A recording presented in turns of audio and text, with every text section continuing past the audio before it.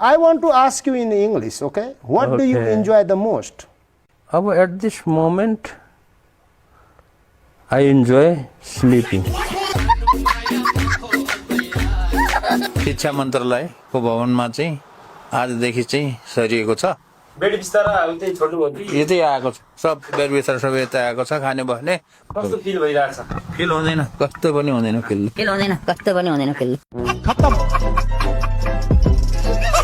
हरेक वर्ष यहाँ अरू अनुसन्धान केन्द्रहरू छन्, अनुसन्धान केन्द्रहरूलाई पनि सरकारले बजेट छुट्याइरहेको छ। हामीले एउटा फरक अवधारणा के पेश गरेको भने यस्तो किसिमको आविष्कार केन्द्रहरू, अनुसन्धान केन्द्रहरूलाई दिगो यसरी पनि बनाउन सकिन्छ भन्दाखेरि दिमागमा नघुसेपछि त अब त्यसलाई चाहिँ अब सुइरो लगाएर घुसाउने कुरा त आएन।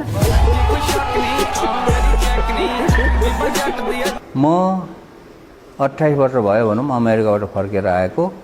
म चाहिँ अब गल्लीको कुकुर जस्तो अथवा भतुवा कुकुर जस्तो डुलिरहेको छु। जतिको व्यक्तित्वले चाहिँ नि यो अन्तिम सरकारको मन्त्री बन्नु हुन्थेन, यो 6 महिना त पुग्दा पुग्दै जान्छ।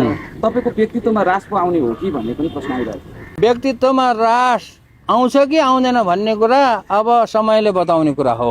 यो 6 महिनाको लागि म किन मन्त्री भएँ भन्ने कथा चाहिँ अलिकति गहिरो छ।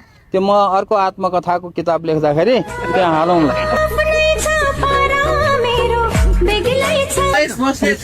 अहिले तपाईँ लक्षित त्यो स्ट्याटस छैन भन्नुभएको छ। अब के छ, तपाईँले फिर्ता गर्नुहुन्छ कि त्यो भनाइ के गर्नुहुन्छ? अब केही छ तपाईँबाट भनाइ? धेरै नबोल्नु भनेको छ, त्यो किन फिर्ता गर्ने? ऊ धेरै बोलिरहेको छ।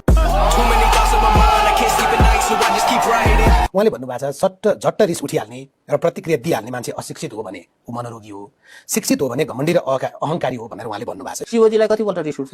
शिव भगवान एकदमै रिसाए भगवान होइन, उनले चाहिँ रिसाएर चाहिँ कतिलाई चाहिँ भस्मै गर्ने लखट्ने गरेको छैन शिवजीले। अनि अन्य भगवानहरूलाई पनि त रिस उठ्छ। भगवानलाई पनि रिस उठ्छ भने के म मान्छे हो? म त साधारण भुइँ मान्छे हो, भुइँ मान्छेलाई रिस उठ्दैन। थकान हुँदा चाहिँ रिफ्रेस हुनको लागि अब मान्छेहरू थकान हुँदाखेरि रिफ्रेस हुने सबैभन्दा राम्रो तरिका सुत्ने है।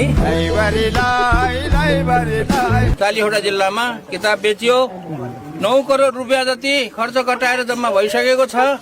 त्यो पैसा जम्मा मात्रै गरेर ब्याङ्कमा जम्मा गरेर छैन, त्यो खर्च हुँदैछ। त्यसपछि अर्को आइडिया निकाल्नु पर्ला होइन, किनभने आइडिया एकैचोटि निकाल्यो भने बर्बाद पर्छ। पैसा दिने सरकारले भनेको हो, दिएन, खुब राम्रो गरेछ। Are you comedy me?